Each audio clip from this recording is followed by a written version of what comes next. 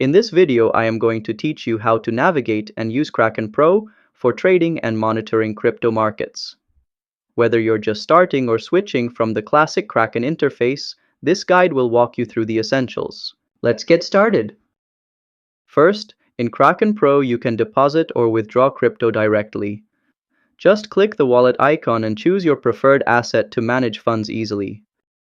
Next, you can view your portfolio right on the main dashboard.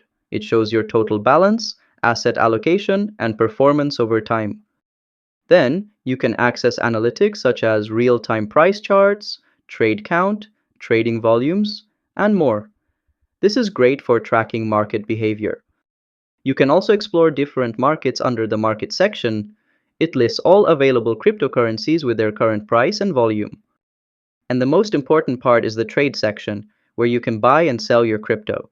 You'll find advanced order types, depth charts, and real-time execution here.